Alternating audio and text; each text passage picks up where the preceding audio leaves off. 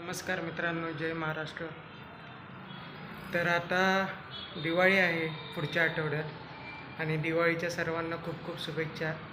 पण काहीतरी आपण मिस करतो आहे, की जे लोक आता 20च्या पुढं आहेत, ते लोकांना कुठे तर काहीतरी कमी असल्याचं जाणवतं.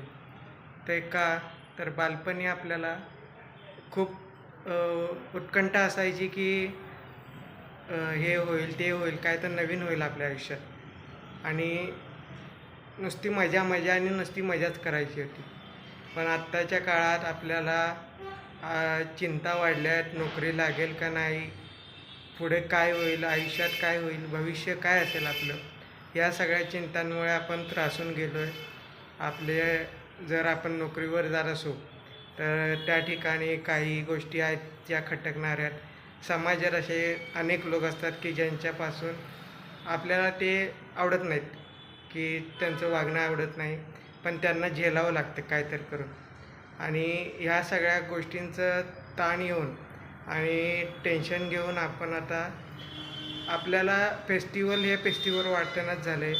आपल्याला फेस्टिवल म्हणजे आता आला दिवस तो कसा तर नवीन कपडे घालायचे, काय तर मग कोणाला पाया पडायचा आणि संपवायचा दिवस, तेवढंच राहिले फेस्टिवलच्या पूर्वीसारखी उत्कंठा नाही त्या गोष्टीत, की येताना पप्पा हे घेऊन येतील, ते घेऊन येतील, हे होऊ, आम्ही गावाला जाऊ, हे करू, ते करू, मित्रांसोबत मजा करू.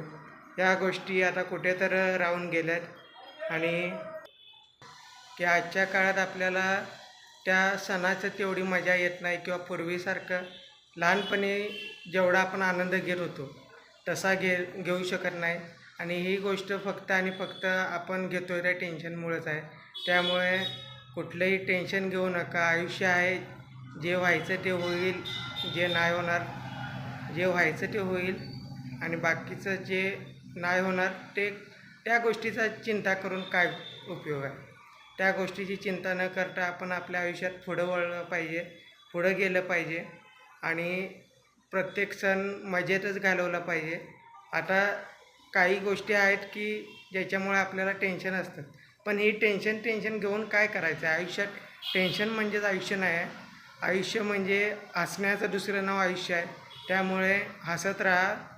ही दीपावली तुमच्या आयुष्यात आनंद घेऊन येऊ दे, तुमचं आरोग्य चांगलं राहू दे आणि तुमच्या घरात सुखशांती लाभू दे, तुमच्याकडे भरपूर धन येऊ दे. हीच माझ्याकडून तुम्हाला शुभेच्छा. धन्यवाद.